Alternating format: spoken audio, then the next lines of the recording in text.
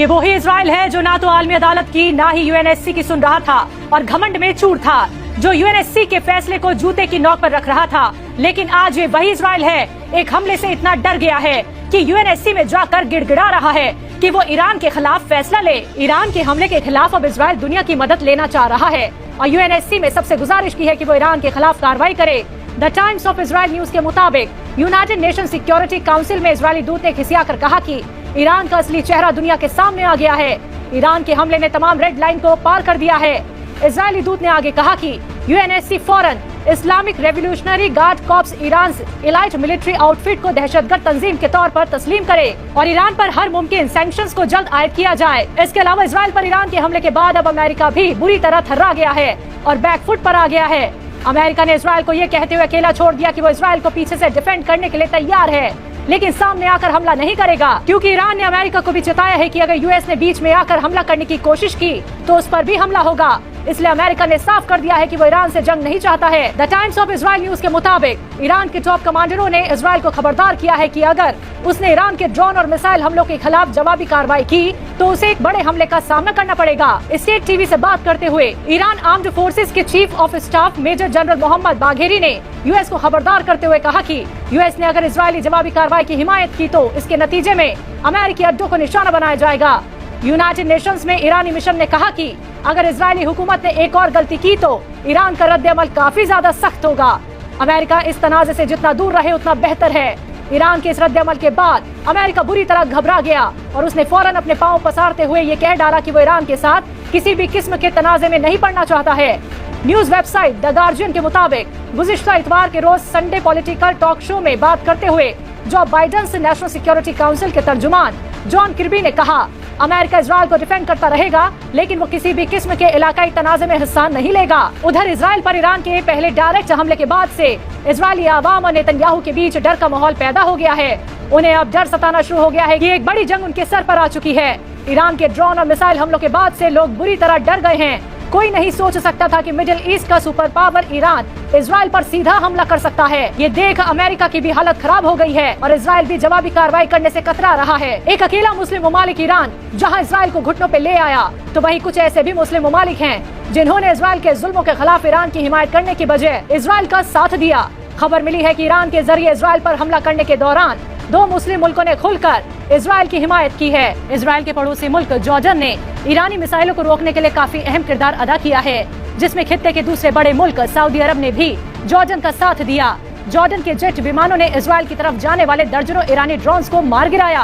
तहजीब टीवी लगातार 21 हफ्तों से उर्दू दुनिया का नंबर 1 चैनल बना हुआ है, जो आपकी दुआओं और मोहब्बत का नतीजा है, जिसके लिए हम अपने नाजरीन के तहे दिल से शुक्रगुजार हैं। तहजीब टीवी देखने और पसंद करने वाले तमाम दर्शकों के लिए खुशखबरी, आप सबकी दुआओं और मोहब्बत से तहजीब टीवी एक बार फिर इस हफ्ते हिंदुस्तान में उर्दू दुनिया का नंबर 1 चैनल बन गया है।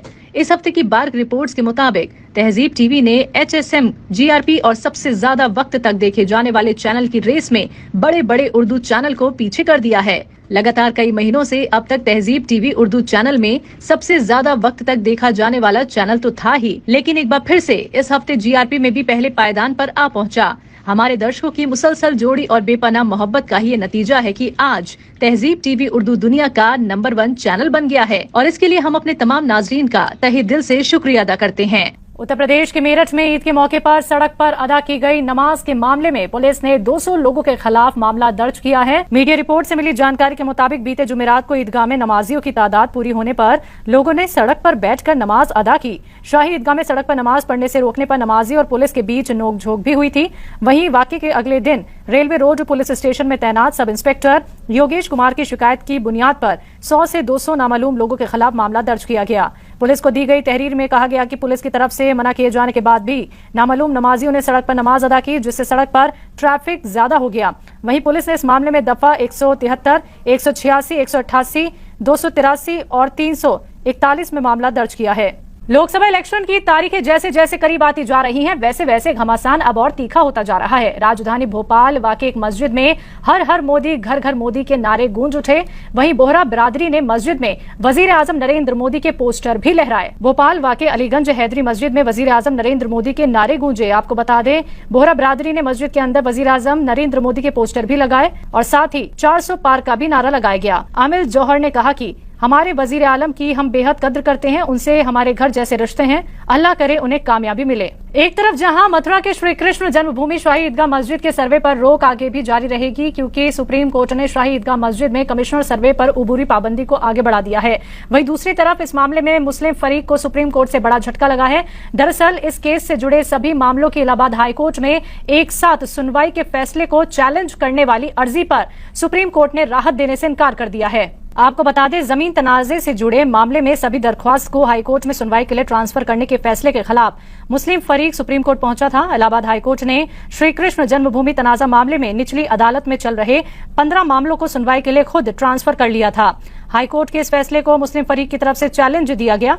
वहीं आज इस मामले की सुप्रीम कोर्ट में जस्टिस संजीव खन्ना और जस्टिस दीपांकर दत्ता की बेंच ने सुनवाई की। सुप्रीम कोर्ट ने इस मामले में मुस्लिम फरीक को कोई राहत नहीं दी। सुप्रीम कोर्ट ने मुस्लिम फरीक की मांग को खारिज कर दिया और कहा कि हाईकोर्ट में सुनवाई चलती रहेगी। आपको बताते चले, मथुरा के श्री कृष्ण जन्मभूमि और शाही ईदगाह से मुताल्लिक कई अर्जियों पर एक साथ सुनवाई की जा रही है, जिसके खिलाफ मुस्लिम फरीक ने सुप्रीम कोर्ट का दरवाजा खटखटाया था, लेकिन अब उन्हें वहां से भी कोई राहत नहीं मिल पाई है। बॉलीवुड एक्टर सलमान खान के घर के बाहर कल सुबह फायरिंग की घटना हुई। आपको बता दें कि जानकारी के मुताबिक गैलेक्सी के बाहर नामालूम मोटरसाइकिल सवारों ने कई राउंड फायरिंग की। हादसे में किसी को नुकसान तो नहीं पहुंचा है, लेकिन फायरिंग की घटना को लेकर सलमान के फैंस और फैमिली को टेंशन में डाल दिया है। वहीं इस मामले को लेकर महाराष्ट्र के मुख्यमंत्री एकनाथ शिंदे ने सलमान खान से बात की। मुंबई की बांद्रा पुलिस ने अज्ञात व्यक्तियों के खिलाफ मामला दर्ज कर आगे की जांच कर रही है। मामले की जांच के लिए 15 टीमें बनाई गई हैं। पुलिस आरोपियों का पता लगाने के लिए सलमान खान के घर के आसपास लगे सीसीटीवी फुटेज खंगाले गए, जिसमें देखा गया है कि दोनों आरोपी फायरिंग के बाद बांद्रा रेलवे स्टेशन पहुंचे थे। उसके बाद उन्होंने बोरीवली जाने वाली लोकल ट्रेन पकड़ी। पुलिस आगे की जानकारी का पता लगा रही है। हमले के बाद पुलिस ने सलमान खान के अपार्टमेंट से तकरीबन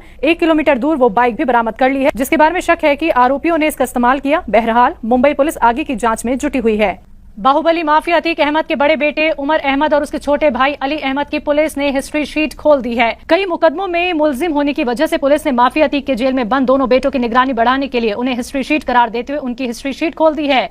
अतीक अहमद और उसके भाई अशरफ की तरह ही उमर और अली अहमद भी हिस्ट्री शीटर बन गया है। प्रयागराज में जुर्म की दुनिया से सियासत में एंट्री करके माफिया अतीक अहमद और उसके भाई अशरफ की पिछले साल कत्ल हो गया था। उसके बाद भी जुर्म में शामिल होने की वजह से अतीक अहमद के बेटों के खिलाफ शिकायत मिलने पर पुलिस ने केस दर्ज किया है। अतीक के बड़े बेटे उमर के खिलाफ कई केस दर्ज हैं, जिसको सीबीआई ने देवरिया जेल कांड में मुलजिम किया है, जो इस वक्त लखनऊ जेल में बंद है। उमेश पाल कत्ल कांड में उमर को पुलिस ने आरोपित भी कर दिया है, जबकि अतीक अहमद के छोटे बेटे अली के ऊपर 12 मुकदमे दर्ज हैं और वो इस वक्त नैनी सेंट्रल जेल में बंद है। अली के ऊपर बड़े भाई उमर से ज्यादा केस दर्ज हैं, जिसमें मारपीट, दबंगई, गुंडई, रंगदारी मांगने, कत्ल की साजिश रचने, जानलेवा हमले समेत कई संगीन मामले दर्ज हैं। माफिया अतीक अहमद की मौत के 1 साल बाद अब पुलिस का शिकंजा उसके बेटों पर भी कसना शुरू हो गया है। भारत के लिए जासूस होने के शक में पाकिस्तान की जेल में बंद सरबजीत सिंह के कातिल को मार दिया गया है। अंडरवर्ल्ड डॉन आमिर सरफराज की लाहौर में नामालूम लोगों ने कत्ल कर दिया है। मीडिया रिपोर्ट्स के मुताबिक सरफराज को लाहौर के इस्लामपुरा इलाके में मोटरसाइकिल सवार हमलावरों ने गोली मारी। उसे तशवीशनाक हालत में अस्पताल ले जाया गया, जहां उसने दम तोड़ दिया। अमीर सरफराज लश्कर तैयबा के बानी हाफिज सईद के करीबी माना जाता था। वो लाहौर के असली डॉन के नाम से बदनाम था। वहीं इस मामले में सरबजीत की बेटी स्वप्नदीप कौर का बयान भी सामने आया है। उन्होंने कहा कि पाकिस्तान दुनिया के सामने सच नहीं आने देना चाहता है, इसी वजह से आमिर सरफराज का कत्ल कर दिया गया है। स्वप्नदीप कौर ने कहा कि जेल में मेरे वालिद का कत्ल करने वालों में से एक मारा गया है। ये उसके अपने कर्मों का फल है, लेकिन मुझे ये भी लगता है कि ये पाकिस्तानी हुकूमत की साजिश है। हो सकता है कि मारे गए शख्स को कुछ राज पता हो जिन्हें वो छुपाना चाहते हो। उन्होंने आगे ये भी कहा कि जो मुल्क हुकूक इंसान में यकीन नहीं करता, उससे और क्या उम्मीद की जा सकती है। उनका खानदान ये भी जानना चाहता था कि उनके वालिद का कत्ल क्यों किया गया और उसके पीछे कौन था। उनके वालिद की तरफ से लिखे गए आखिरी खत में जिक्र था कि उन्हें धीमा जहर दिया जा रहा है और उनके साथ गैर इंसानी सलूक किया जा रहा है। लोकसभा इलेक्शन में अब बस कुछ ही दिन बचे हैं। इसी बीच वजीर आजम नरेंद्र मोदी इंतखाबी मुहिम के लिए आज केरल पहुंचे, जहां उन्होंने एक अजीम इजलास से खिताब किया। बता दें, बीते कुछ महीनों में पीएम मोदी का ये केरल का 6ठा दौरा है। इस दौरान पीएम ने कहा, बीजेपी ने अगले 5 साल के लिए तरक्की और विरासत दोनों का मकसद सामने रखा है। बीजेपी ने अगले 5 इयर्स के लिए विकास और विरासत दोनों का विजन सामने रखा है। एक क्षेत्र केरला का इतना बड़ा सांस्कृतिक केंद्र है, पालक्कड़ तो गेटवे ऑफ केरला कहा जाता है। लोकसभा इलेक्शन 2024 के लिए बीजेपी ने अपना मैनिफेस्टो जारी किया है। बीजेपी ने मैनिफेस्टो में सबसे ज्यादा नौजवानों, खवातीन, किसानों और गरीबों पर ध्यान दिया है। इस दौरान वजीर आजम नरेंद्र मोदी, बीजेपी सदर जेपी नड्डा, वजीर दाखिला अमित शाह, मरकजी वजीर राजनाथ सिंह बीजेपी ऑफिस में मौजूद थे। बीजेपी के मैनिफेस्टो के मुताबिक गरीब, नौजवान, किसान आदि आबादी के हौसला अफजाई के लिए काफी कुछ होगा। बीजेपी ने अपने मैनिफेस्टो को रिजोल्यूशन लेटर का नाम दिया है, जिसकी थीम 2047 तक तरक्की याफ्ता भारत बनाने की मोदी की गारंटी पर मबनी हो सकता है। वहीं रिजोल्यूशन लेटर जारी करने के बाद पीएम मोदी ने कहा कि हम नताइज लाने के लिए काम करते हैं। हमारा फोकस सरमायाकारी से लेकर नौकरी तक है। फ्री राशन की स्कीम जारी है। गरीबों को ग़िज़ायत से भरपूर खाना मिले, ये हुकूमत का मंसूबा है। हुकूमत की कोशिश है कि गरीबों की थाली मुतमईन हो। मुद्रा लोन की प्लान 10 लाख से बढ़ाकर 20 लाख की गई।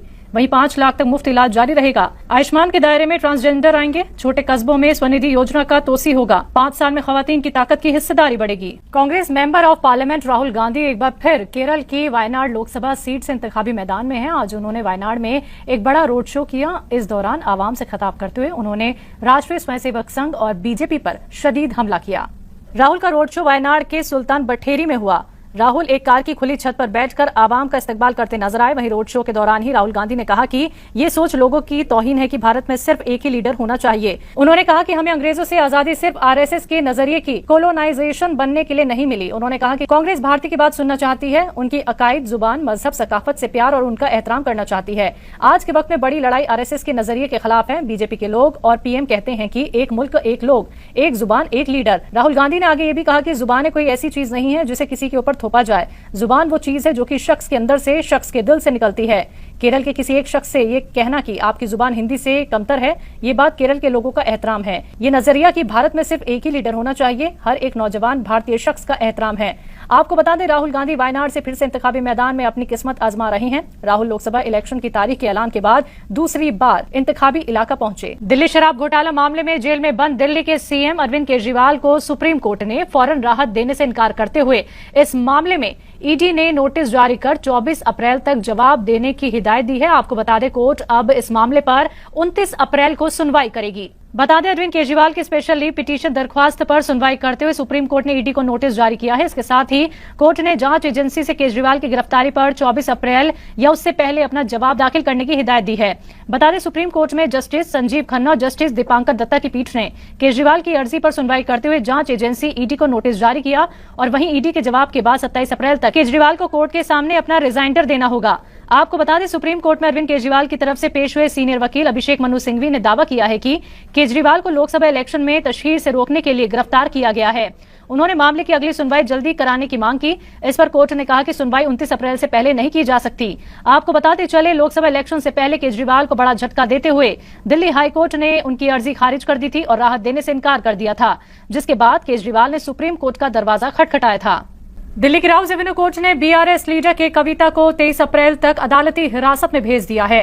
बता दें, कोर्ट ने ये अदालती हिरासत सीबीआई के केस में दी है। दरअसल सीबीआई ने कोर्ट से 15 दिनों की अदालती हिरासत मांगी थी। इससे पहले सीबीआई की कस्टडी खत्म होने के बाद उन्हें आज कोर्ट में पेश किया गया था। ईडी के बाद सीबीआई ने 12 अप्रैल को के कविता को गिरफ्तार कर लिया था। इसके बाद जुमा को सीबीआई ने उन्हें कोर्ट में पेश किया। कोर्ट ने कविता को 15 अप्रैल तक की सीबीआई हिरासत में भेज दिया था। इससे पहले तक वो ईडी की अदालती हिरासत में थी। तेलंगाना के साबिक वजीर आला की बेटी के कविता को ईडी की टीम ने पिछले महीने हैदराबाद से गिरफ्तार किया था। इस दौरान सीबीआई ने स्पेशल कोर्ट को बताया कि के कविता ने शरद रेड्डी को धमकाया कि दिल्ली में ठेके को हासिल करने के लिए आपको 25 करोड़ अदा करें। अगर इस शर्त को पूरा नहीं किया गया तो तेलंगाना और दिल्ली में उनके कारोबार को नुकसान उठाना पड़ेगा। सीबीआई ने बताया कि कविता के कहने पर ही शरद रेड्डी दिल्ली में शराब के कारोबार में शामिल हुए थे। नाजरीन, मुल्क की